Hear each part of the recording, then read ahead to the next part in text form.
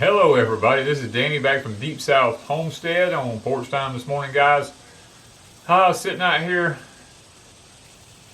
we've been under a huge dome of heat like a lot of y'all have in the central part of the United States. We've had heat indexes, of around 110 now for, it's going on almost 2 weeks. But I have to admit that it hasn't been as hot this year as it normally is for as long a period of time. I went back and checked my records, and we have some years that we went 100 days with temperatures over 100 degrees in heat indexes in a row. And now we're just on like day 12, or it's 11 or 12 now that we've had 100-degree heat indexes in a row. And that's a whole lot better than what we normally experience down here. Even though it's been hot, the mornings are still in the 70s. The humidity, will bring it up to the 80s or low 80s. But guys, we haven't experienced as much heat as we normally do. Now, August is not over, and we still got September to go. But what I'm seeing is we've got a major cool down coming. Now, some of y'all in the northern states are already getting it, but this is our first major cool down. I looked at the AO, the Arctic Oscillation, and it shows that if it'll get down to the -2 or -3, then it's going to make it all the way to the Gulf. Now, that's what we're hoping for, but I don't ever cross my fingers on that or wait. I just wait and see if it happens. It would be nice. And it'd be unusual, let me put it this way, it would be unusual for us to get down in the mid to low 60s in the 1st of August. But that's what they're saying. So we're going to cross our fingers and we're going to hope like heck that, that our temperatures drop down there just like the ones north of us does, because, it's with the climate change going on like it's going on, we're seeing different weather down here than we've ever seen. I mean, my orange tree this year never bloomed. That's the first time that tree has. It's bloomed every year except this year, and it stayed colder longer down here. That one didn't bloom. I have 2 or 3 in my high tunnel, and they're in a high tunnel. They didn't bloom. Well, some of them in there did, but I got 2 or 3 that didn't. Now I don't know what happened this year to make them not bloom, but they didn't. And I'm sitting here, we've got the most magnificent fig harvest this year. Our figs are almost over. We've got the most magnificent pear harvest. We have harvested pears until they're running out our ears. But I told Wanda, I said, look, we're going to continue to do what we can do with them and can them, because next year there may be none. It's kind of like the orange tree kind of woke me up. I've never been without the orange tree blooming, but this year it didn't.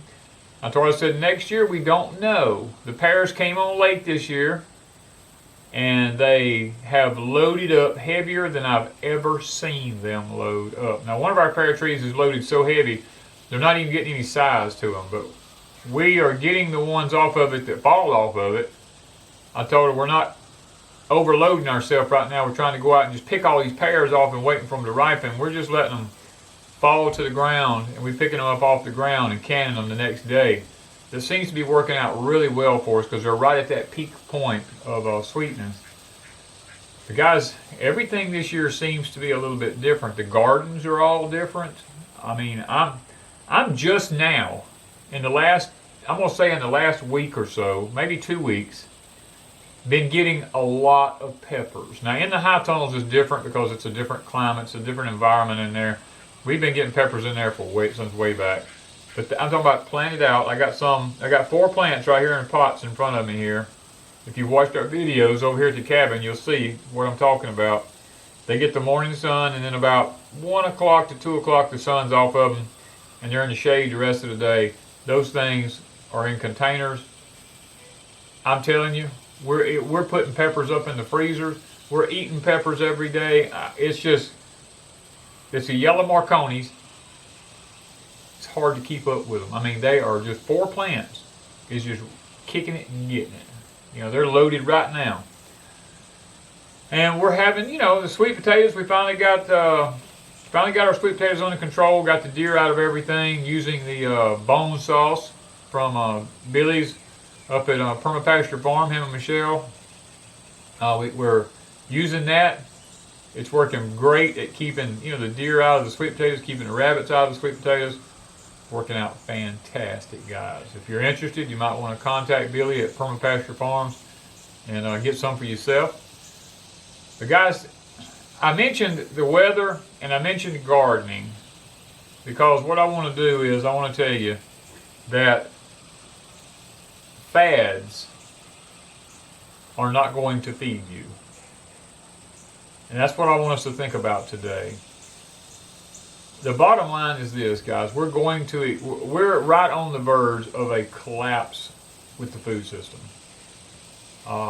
Meat is fixing to become one of the hardest things in the world to even get in the near future. If you don't know somebody who has animals, or if you're not tied in with a good slaughterhouse or something like this. As a matter of fact, I saw this past week where California is even trying to ban pork. What? What are these nuts up to?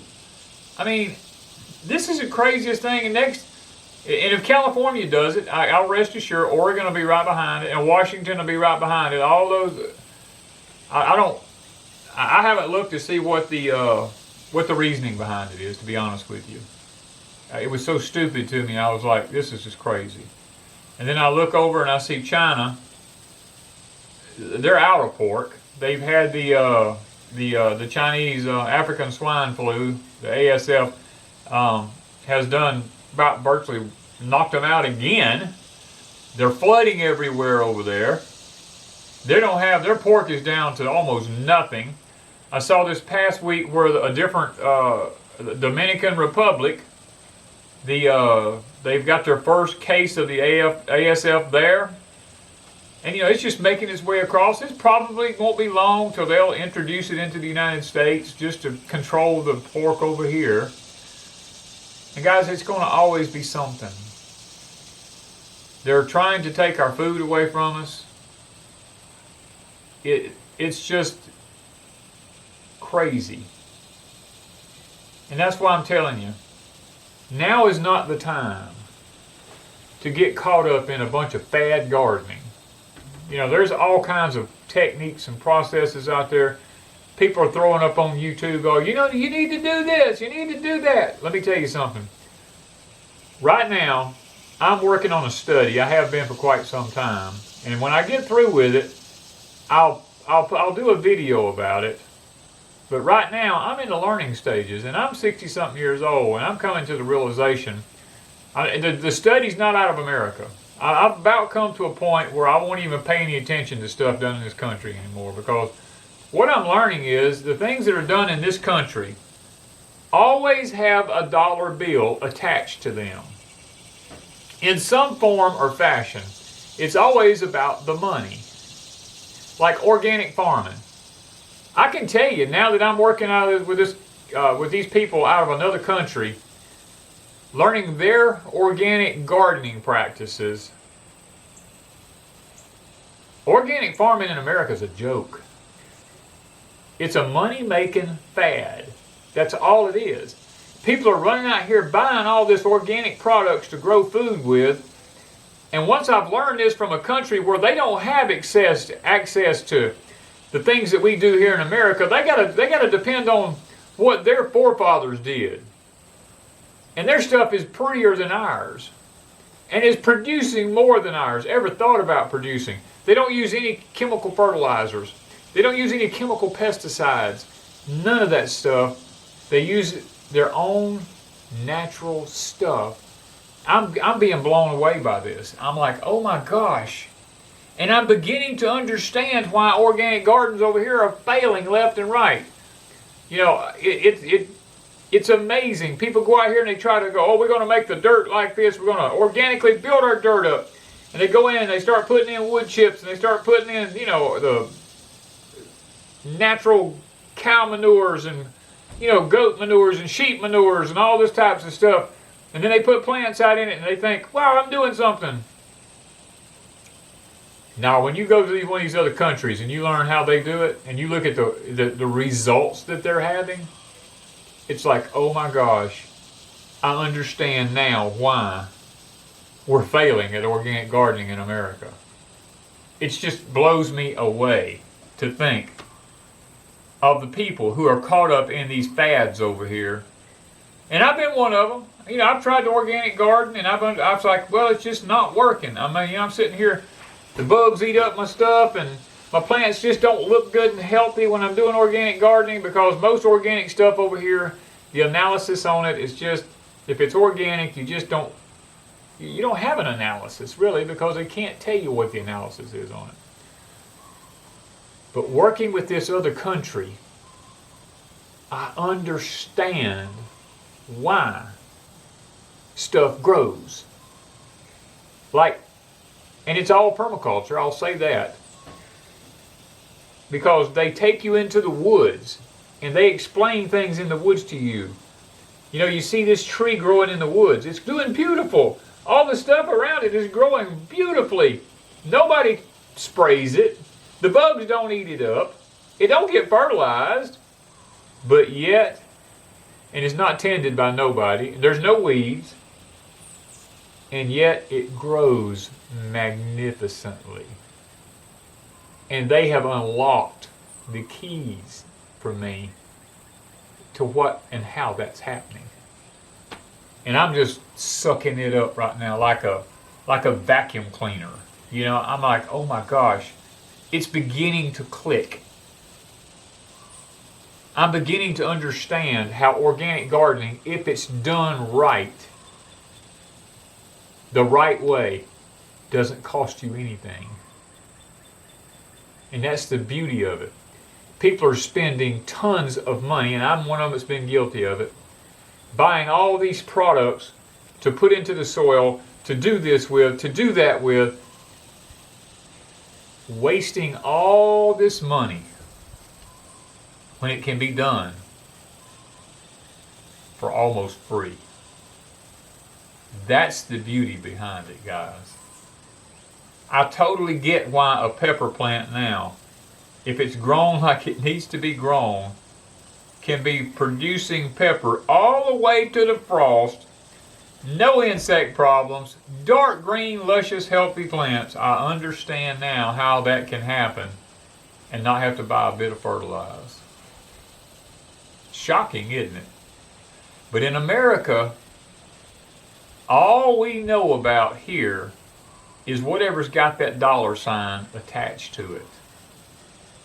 Because big ag and all these big companies are making all these products, and they're leading us down a rabbit hole, making us think that our products are not going to grow if we don't do this. You know, I was going to be organic at one time. I've got an organic manual in my house, in my library, for here in the United States, for all the rules and the regulations and stuff about being organically certified and all this kind of stuff. You know, you can use this, you can do that.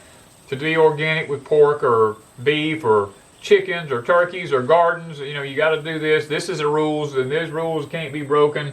You can use this, you can't use that, you know, to be USDA certified and all this kind of stuff. It's a joke. It is a joke.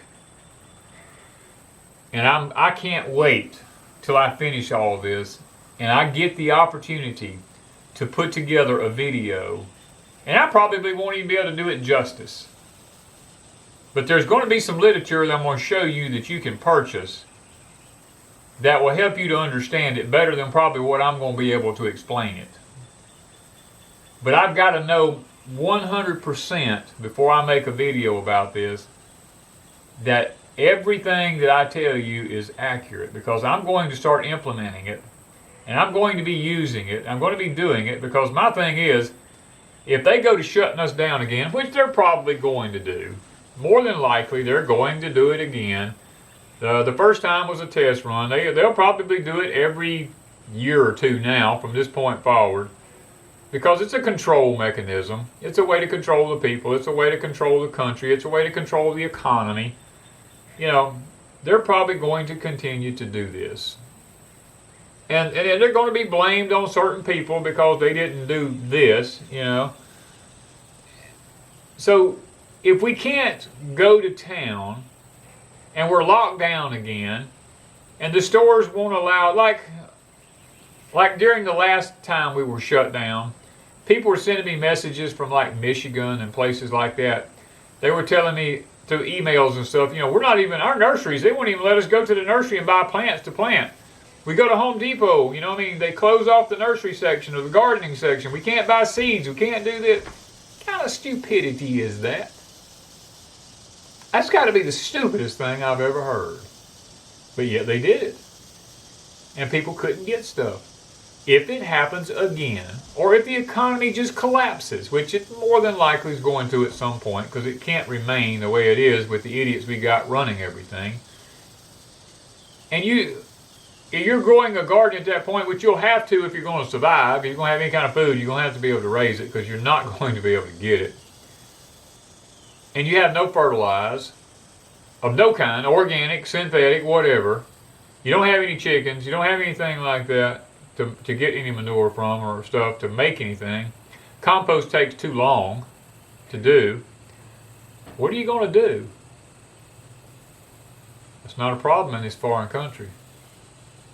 They can do theirs within 2 or 3 days to a week. They've got their fertilizer made.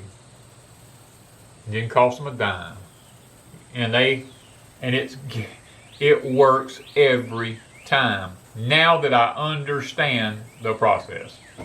I used to wonder why when I would look at Napa Valley and all out there and the grape or vineyards and stuff like that, I was always mesmerized by that kind of stuff. How they go along through there and they just clip tags of grapes off and they just let them fall under the plants, you know. And they didn't pick them up, they didn't clean them up. They said you got to put back into the soil what that plant needs. They would choose only so many tags hanging as I watched them go through there thinning those crops. And I thought, man, that's a waste. It looks like disease would set up and all kinds of stuff like that. There's a reason behind that. Most of the people who started these vineyards were from another country. And they brought that technology with them. But yet that technology today is being done away with. And guys, I'm here to tell you, I'm finding out some amazing stuff. My gardening from this point forward is getting cheaper and cheaper for me to do. Because I'm learning techniques that I'm like, wow. Why are we not told this? I can tell you why we're not told this. Because they want to keep us into a fad. They want to keep us into believing that we've got to spend that money to grow our own food, and it's going to, and you don't know how many comments, I want to tell you, you don't know how many comments we get from people that look at us and go, you're just wasting money growing your food. I could buy it cheaper than what you're growing it. No, you can't. My seeds didn't cost me anything. My fertilizer ain't cost me nothing. I might have a little fuel and a little time involved in it, but I'll promise you, mine's a lot healthier than what you're going to buy from a store or from a farmer's market or anywhere else.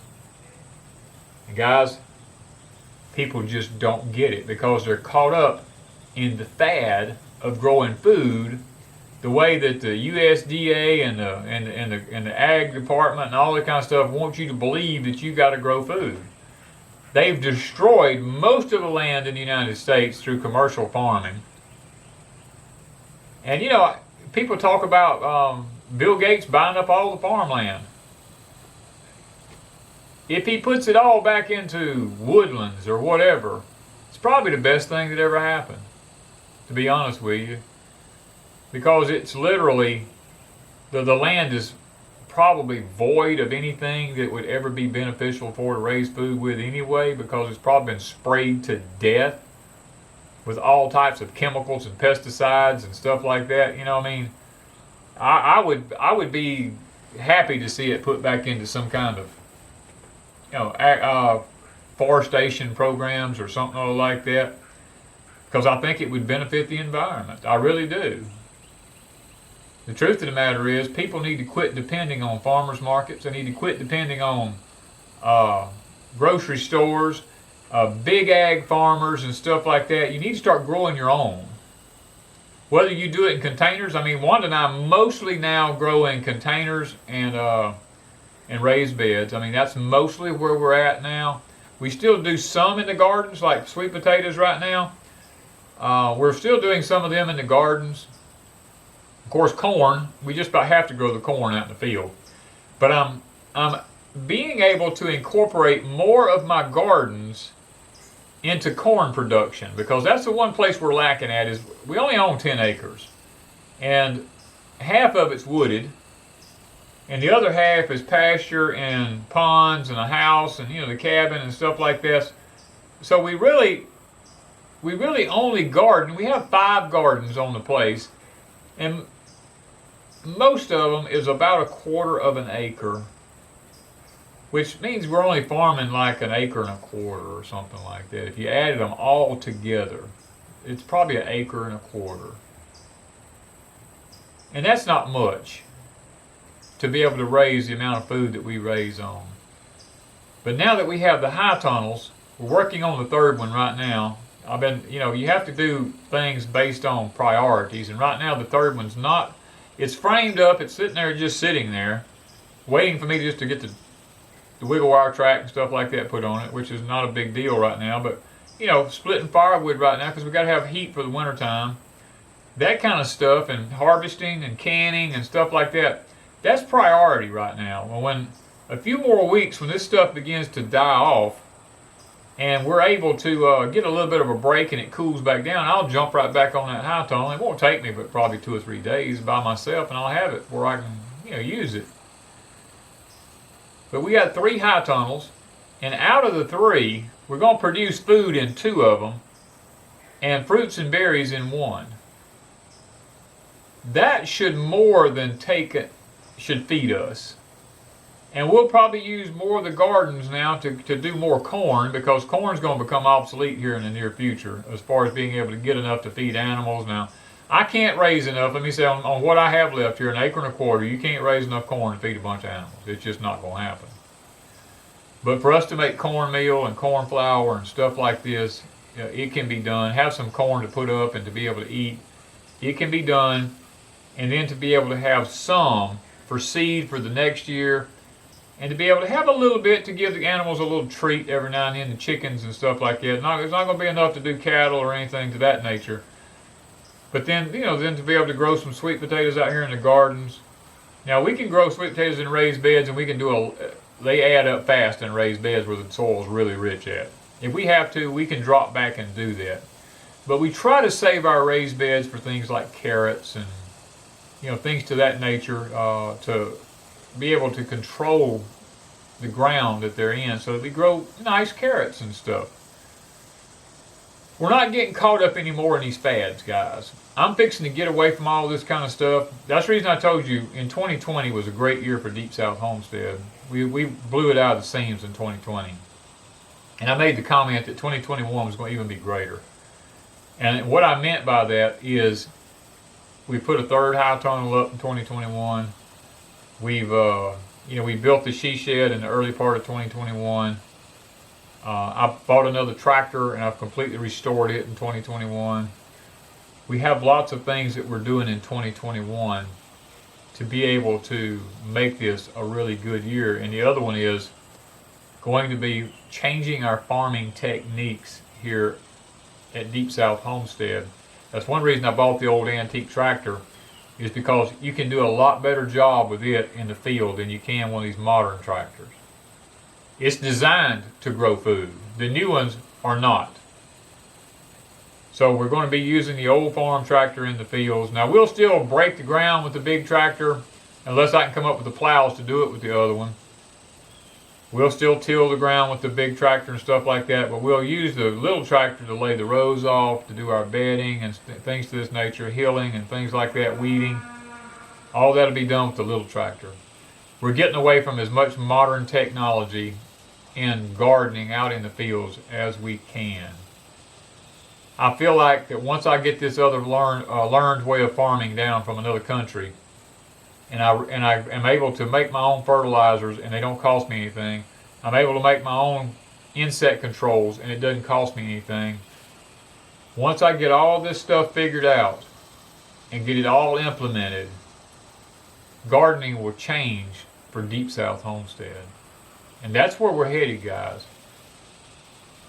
Because it's going to get where me and you are not going to be able to buy what we need. And see, that's what they want from us. They don't want us to know the traditional way of doing it the way our forefathers done it. You see, organic is not anything new. Before synthetic fertilizers and all that kind of stuff and pesticides and all this kind of stuff come into the market, everybody was an organic farmer. And that's what they don't want us to know. The secret is going back and figuring out what did they do, because they've hid it from us. They're trying to make us think that the modern day organic farming that's so expensive to do, and the food is so expensive in the grocery store because it costs a lot of money to do it the way they want it done, it's all about money. But I'm here to tell you that I'm going in the future show you a way to do it with virtually no money involved in it. And I'm just hoping and praying that I'm able to get all this stuff done in a timely fashion, and by next year, hopefully by next year, I'm going to be able to start implementing some of this stuff and growing my food for free. That's what I'm after. A lot of people call me a cheapskate. They go, oh, you're just an old miser. Well, I might be. I'm pretty tight when it comes to money. That's the only reason I have what I have, is I don't waste my money. Now, I may spend a lot of money on an item, but I know about that item before I do it, and it's going to do the job for what I want. And if it's going to do the job and it's going to last me, I don't mind spending the money. But I'm not wasting my money on stupid stuff. So, guys, with what's coming in this country, please do not get caught up in fad gardening. Hopefully, I'm going to be able to debunk a lot of myths about a lot of this fad gardening that you see on YouTube, and what our government is telling us is the way to do it.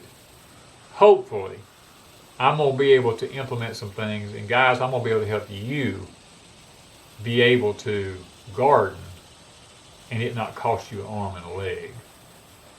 As a matter of fact, I'm hoping to be able to do it and your food be more nutritious than what it's ever been, and at the same time build your soil and you be able to have a healthier plant, fewer insect problems. And if you do have an insect problem, I'm going to be able to hopefully help you find a solution to being able to control that insect with a natural product that doesn't cost you no money, but that you can make yourself and it work out really well. Those are my desires, guys. So stick with me, and hopefully in the very near future, we're going to be able to start unlocking some things that other channels have not done. And I'm hoping that this allows you to grow wonderful food for your families and be able to afford to do it. Now, you may have some expenses in purchasing some dirt, or I'm sorry, I should have said soil, to purchase some soil of some kind if you don't have a way to make it to get started. But once you get started, you should be able to rock and roll with it. Guys, that's my desire at Deep South Homestead in the future. So thank you guys for Deep South Homestead.